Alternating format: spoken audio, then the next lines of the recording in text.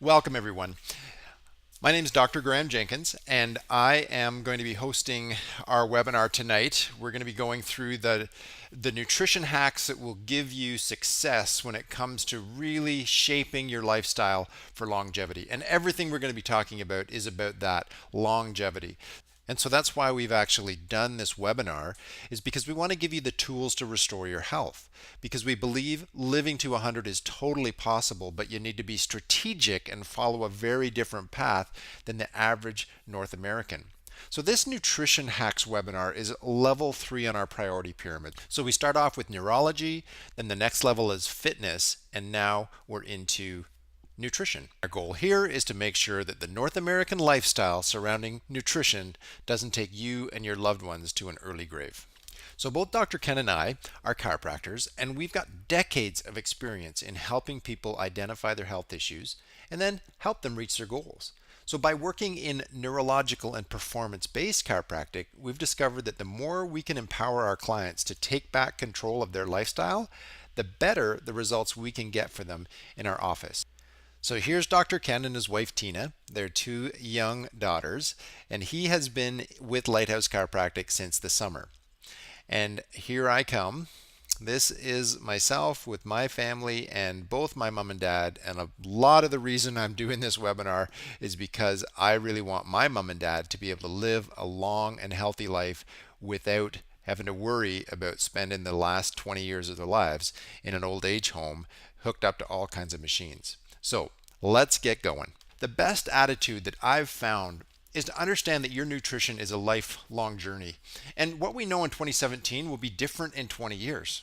And our information today, although scientific, may not hold the complete picture. So you need to give yourself a little bit of room to look back on maybe what you've done in the past or what you've believed in the past and let that go and put the science in play so that you're getting the best, absolute best results you can for you and your family. Because you can't just shrug your shoulders and say, why bother? You need to do everything you can to get your nutrition working to build a healthy nerve system, because it's the nerve system that controls and coordinates everything your body and brain needs to get you and keep you healthy. This really matters. So even though nutrition is a moving target, we do know that there are certain principles that are absolutely true and unshakable. And it's the principles that I want to teach you so that you can make great nutritional choices that will build your body and brain and get you on the 100 plus living plan. Before we get into a lot of lists and action steps, I want to share a bit out of my personal history. Many of you don't know that my wife and I, before we had kids, we actually spent 3 years as vegans. So that was a big step for us because I was raised pretty standard North American meat and potatoes kind of family. My wife, same as well. So it meant learning how to cook differently. But back then, again, we're probably talking 20 years ago anyway. Maybe, yeah. So, yeah. Wow. Our oldest is 16. So yes, 20 years ago. Wow. So it took a lot for us to really get our minds around that. But we felt, based on the evidence that we were reading at the time, the research that was coming out, that was the best strategy for longevity. So we went full out and we made that commitment. And what I learned through that 3 years is that, if you purpose in your mind to do something, you really can do just about anything. But I've also learned that everyone is super unique. So at about year 2.5, going into year 3, I came across a process. Actually, Dr. Mercola was talking a lot about this on his website. It was called metabolic typing. So again, just reading all that kind of stuff, I actually went and purchased the book that he was talking about. So I got it right from the horse's mouth, not just Dr. Mercola, but the actual doctor that had done the research.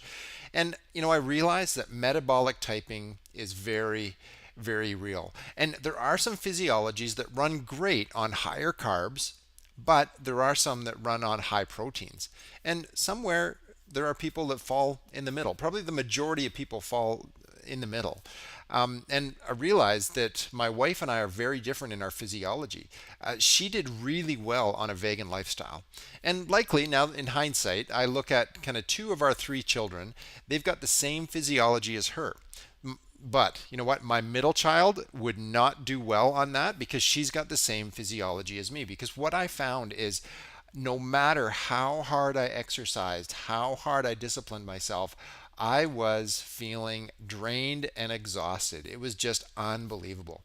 And so, like my middle daughter and myself, if we don't get enough protein, and ironically, it's not enough to get it from that vegan lifestyle, even though we were trying to really live balanced to get plant protein, it just wasn't enough. And what we see is we really see people that are heavy on the protein side, they do not do well emotionally and energy wise if they are a protein dominant physiology.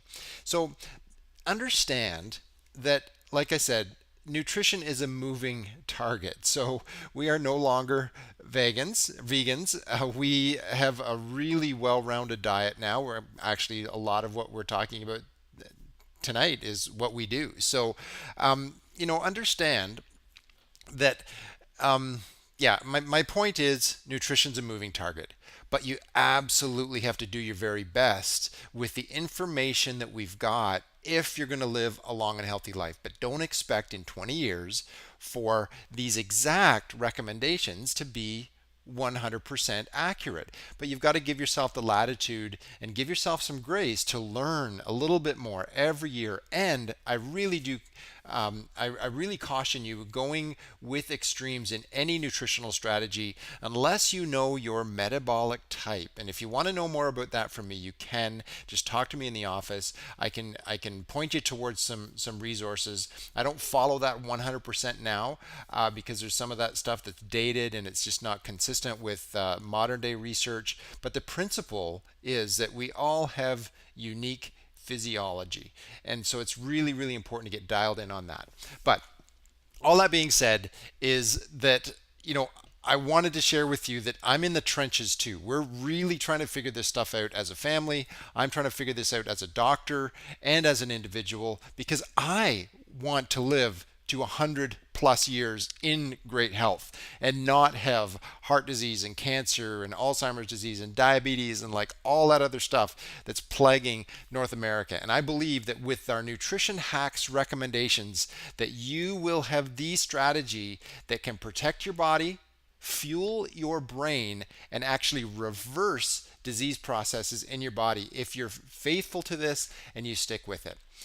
So right off the top, know that the focus over the last 40 to 60 years of low-fat, high-carbohydrate diets have gotten us into a complete mess. The pre-diabetic, insulin resistance, and full-blown diabetes epidemic that is upon our culture right now has a direct link to our nutritional guidelines that have been preached by authorities for decades. We're now coming full circle with authentic science and research that's not funded by parties that are economically tied to the low-fat, high-carbohydrate processed food industry. The science is clear. We need healthy fats and clean protein in our diets to support longevity and vitality. The large population-based studies that have demonized fats and protein have not been balanced or scientific. In fact, low-fat diets have been linked to early onset dementia like Alzheimer's disease, increased rates of cancer, weight gain, and even heart disease. Now, if you want to know more about that, I went into that in a lot of detail in our 2016 nutrition talk. So you can actually grab that on our YouTube page that's connected to the office. So if you want to know more about that, just let us know and we can point you in that direction. But what I want to do is I want to stay focused tonight on action steps. But let's get back to our content here. So bottom line, our bodies are designed to burn healthy fat, and it's necessary to produce the hormones we need to survive and thrive. So before we jump into our nutrition hacks, I want to share with you what ethical researchers are showing with nutritional research. Let's talk about the most maligned fat on the planet, saturated fat. So, according to both the Canadian and American Health Association, Harvard Health Review, and WebMD, saturated fats raise your level of blood cholesterol. Well, they're saying that, but this is what the science says. Did you know that saturated fats only cause problems in your body in the context of two things? You have to have low levels of omega-3 fatty acids and high levels of carbohydrates. So how many North Americans do you think that are walking around out there with low levels of omega-3s and high levels of carbohydrates? Yeah, a boatload. Yes. In fact, when people have adequate levels of omega-3 fatty acids in their diet and are moving away from the grains and carbohydrates, saturated fats actually protect the body from cancer, weight gain, and diabetes. Yes, you heard me right. It actually protects the body unless, of course, you're low in omega-3 fatty acids and you're feeding your body simultaneously with grains and carbohydrates. See, that's the problem with today's nutritional research. The researchers say, look, these people who consume high levels of saturated fat die early. But what they fail to add is that the people who consume high levels of saturated fat also exercise less, have a higher rate of smoking. They also consume higher levels of refined and processed foods. They eat more fried foods. They eat fewer fruits and vegetables and are typically overweight or even fall into the obese category. So we need to back away from the propaganda and look at the basic biological functioning of the human body and see what sick people are truly lacking. And that's really what this nutrition webinar is all about, nutrition hacks. It's not about radical shortcuts so you'll have a great looking body for bathing suit season. It's about ensuring that you have the proper nutrients for longevity and living the 100 plus living plan. So you will live a long and healthy life and still have your wits about you to remember your great grandkids' names when you hit the 3-digit club. And the 3-digit club is 100 plus years in great health. So let's get started. I'm going to start out with a quick list of how you could increase your nutritional intelligence and get better results in your long-term health. Then we can take some time to jump into the live chat in case you've got any questions. So here goes. This is going to be our quick list. So there's 7 points to this list that I want you to burn into your brain. So number 1 is you got to move away from the grains and carbohydrates, but not completely ketogenic. Understand that vegetables are going to be your main source of carbohydrates. So it's not an anti-carb nutritional strategy. It's a balanced nutritional strategy and getting your carbohydrates from the right place. So number 2, just like what you said, eat more fruits and veggies every day. If you can have the discipline to go organic, that is definitely the way to go. But in Kelowna, there's actually another option. Non-sprayed is available at our local markets and may actually have a better price point. These are from farmers that are not certified organic but don't toxify their produce with chemical sprays. You may need to do a little bit of homework to get to know these farmers, but it is definitely worth it. So for those of you who are saying, well, I'd love to go organic, but I just can't afford it, well, maybe this is a better option to actually make it sustainable and doable. Number 3, start your morning with good saturated fats. I actually start with a tablespoon of coconut oil along with my fish oil. So I take between 5 to 6 grams of omega-3 fish oil, that Carlson's extra fine Norwegian fish oil, and my vitamin D. So I'm taking 4 to 6,000 milligrams of vitamin D every single day. And I've just actually started experimenting with MCT oil, which is actually, basically it's out of coconut oil. I don't think you necessarily need to do this, but I've heard so much good stuff about it that I'm just using myself as a little experiment. But again, like I said, I don't think it's necessary if you're doing lots of coconut oil. Okay, number 4, alive is better than cooked. So I also make sure I'm consciously eating live foods every day. And as most of you know, the more you cook your veggies, the more denatured they become, and there becomes a point where you've cooked the goodness right out of them. Yes, you still get the fiber and many good things, but the more alive your fruits and veggies are, the better. Number 5, meat is not the enemy. Altered meat is. So we call that manipulated meat. So grass-fed, non-antibiotic meats are what we call clean protein. So the omega-3 to omega-6 ratio is different in grain-fed animals versus grass-fed animals. What you want to be looking for is grass-fed.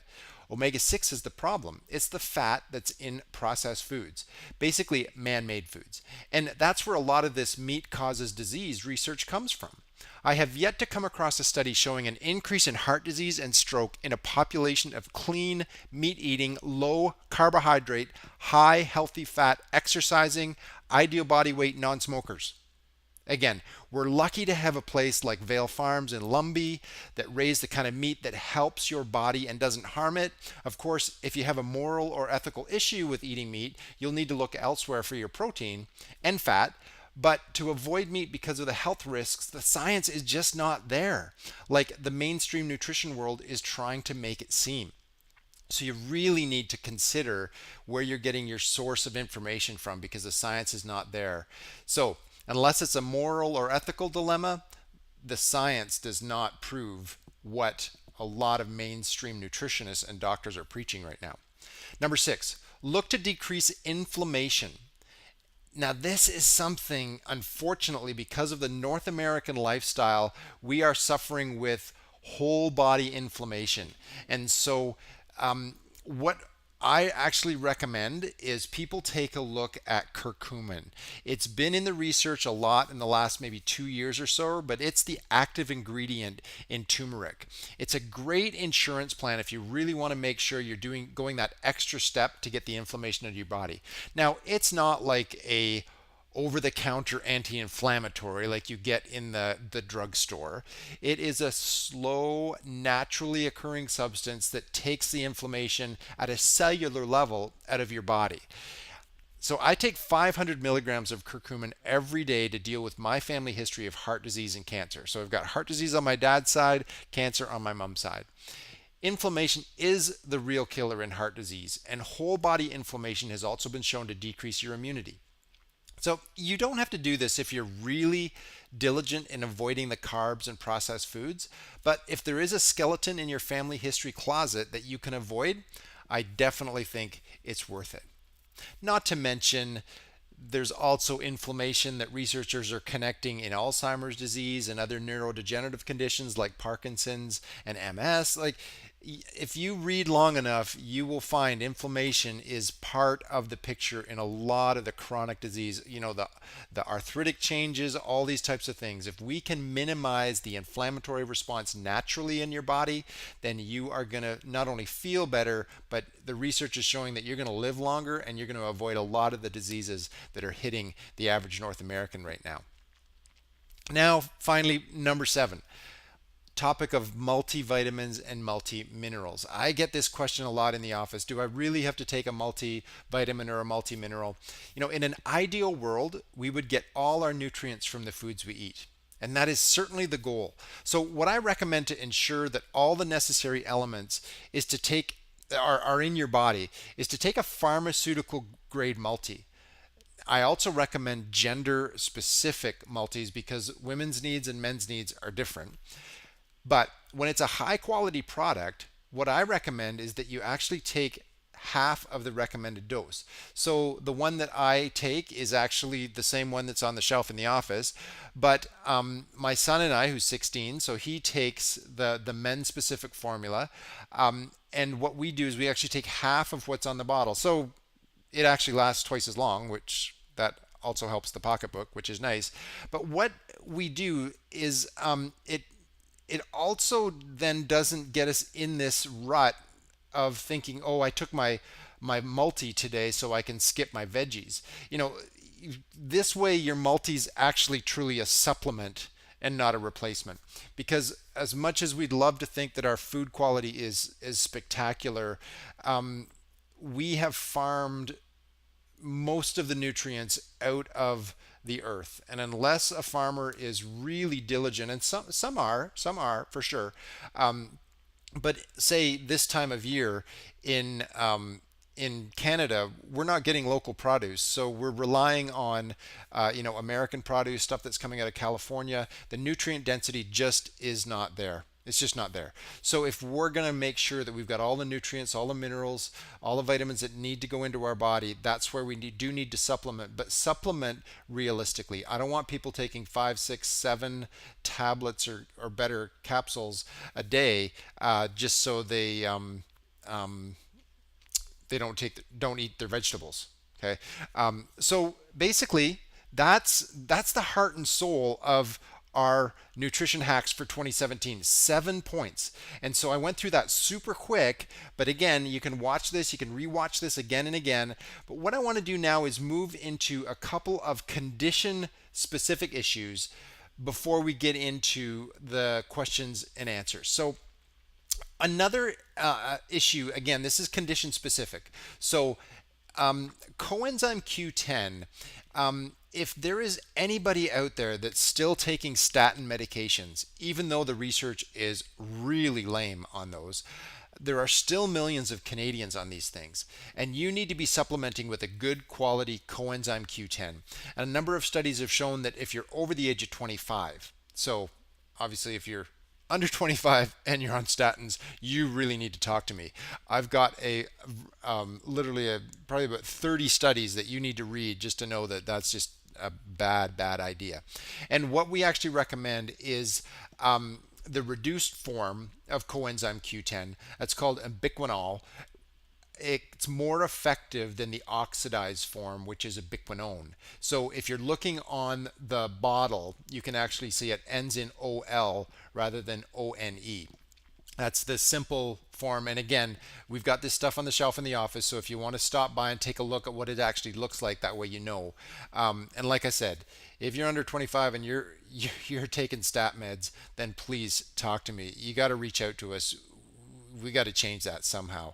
And I will get you those research articles because you've got to read that stuff. You just absolutely have to read that stuff. Okay, so that's coenzyme Q10. And again, obviously, that's something that is more specific for somebody that's got a family history of heart disease. There's a boatload of research around why you need to be supplementing with CoQ10 if you're on statin meds. But anyway, that's what I wanted to talk to you about that.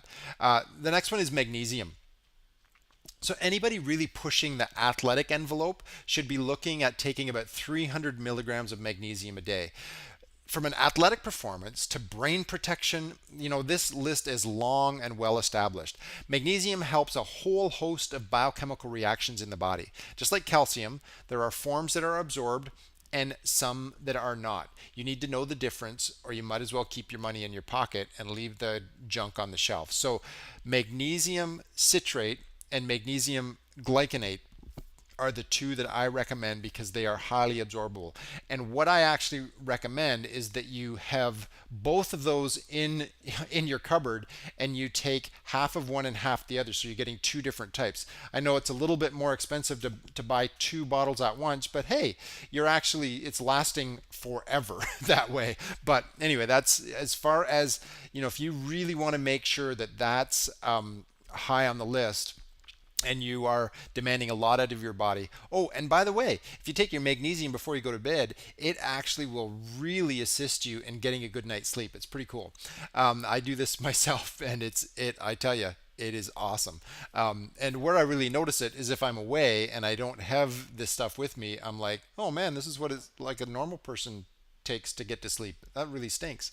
Anyway, and then a couple more things. Probiotics. A lot of people, that's kind of a hot button right now. And it's been my experience that many B vitamin issues are more to do with gut health than a lack of B vitamins. So this is where I'm going to talk about probiotics. Then I'm going to talk about B complex and iron, but let's just talk about probiotics here for a second. So before you run off and get a B vitamin, you might want to try a bottle of probiotics to see if it's more related to your gut health.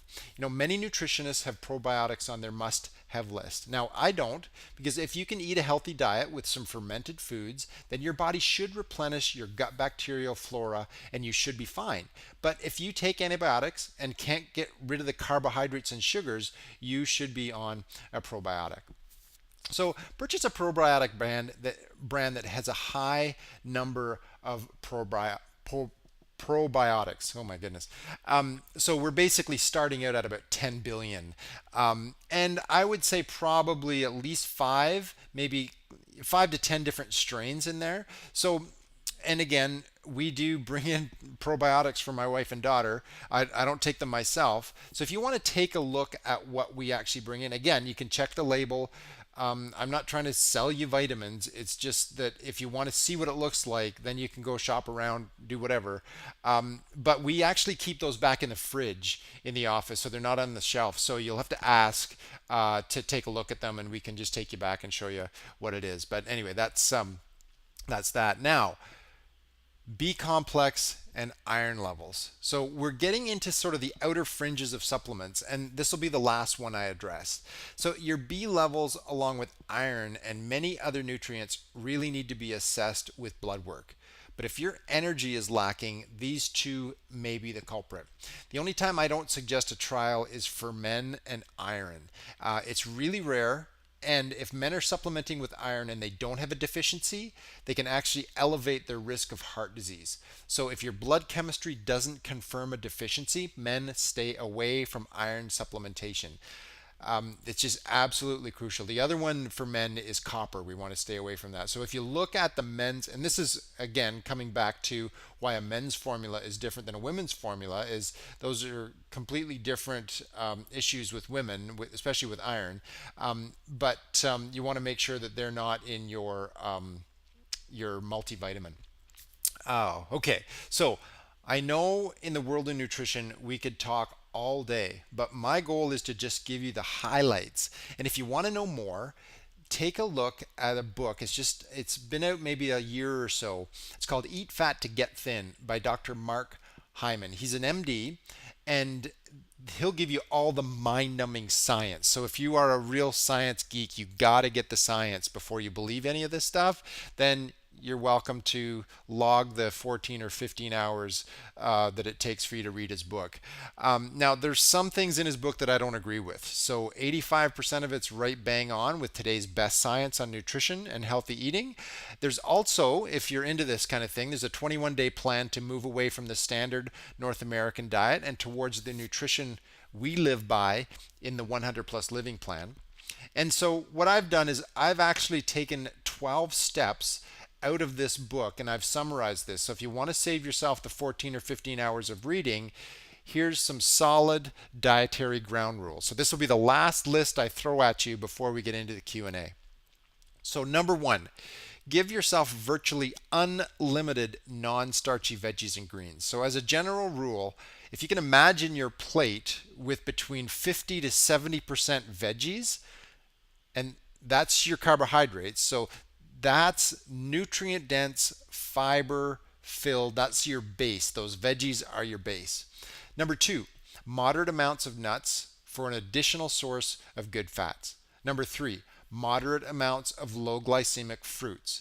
So I'm hoping everyone understands glycemic index. Basically, that is an indication of not how much sugar is in that food, but how much of an insulin spike you get from consuming it.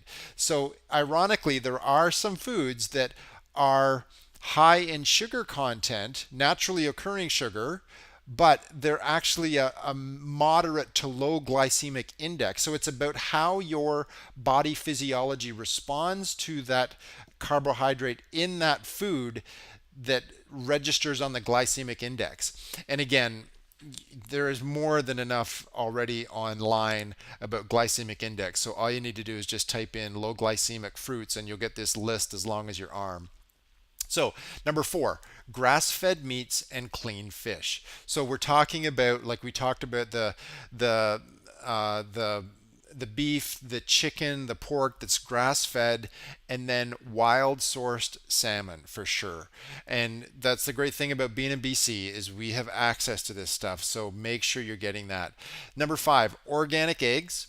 Number six, small amounts of gluten-free grains and small amounts of beans. Okay, both I'm a big nut on moving away from grains completely, so you don't have to worry about the gluten. But anyway, just keep it. I mean, real minimum. Obviously, there's some people very passionate about going completely gluten-free.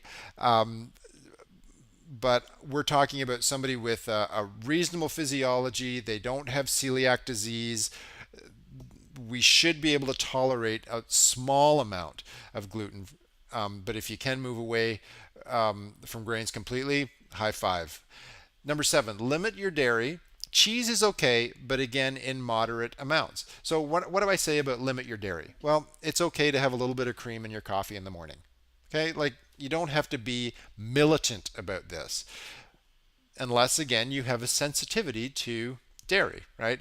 So number 8, you cannot overdo it on the healthy fats. So avocado, the coconut oil, like I talked about, extra virgin olive oil, like these things, we just have to ramp this stuff up. It has a heart disease protective benefit. It protects our brain against early onset dementias like Alzheimer's. It is just so many things. There's actually even a protective effect for our kids. If they've got this stuff floating through their body, they get into a situation where they may have otherwise got a concussion, their brain is actually stronger. So research is showing that there's a protective benefit from concussion in impacts when they're playing their sports. It's just unbelievable. So it's just, you can't overdo that.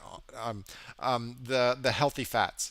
So number 9, occasional treats that are sweetened with honey, maple syrup, or raw sugar. So a good alternative, again, is coconut sugar. But again, every sugar affects insulin levels, so in moderation. Okay, it could be beautiful sugar that's unrefined and wonderful, but it's going to affect your insulin level, and that is really dangerous to the human body.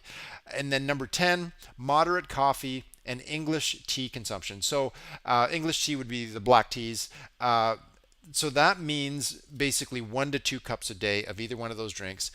Hey, you get unlimited green teas. So if you're not a big green tea drinker, have your coffee in the morning, but then switch over to green tea throughout the day, and that'll give you kind of your warm, whatever. Yeah. And again, sweeten it with honey rather than sugar, just some really practical things like that. You don't have to go without, just have to be smart. And then number 11, eliminate processed foods. So anything artificial, it's just not meant for the human body. The human body just doesn't know how to do with it, especially the sweeteners. Oh my goodness, I can't begin to start talking about the absolute horror that artificial sweeteners are on the North American scene, but it is just absolutely horrific what they do to the human body. It's awful.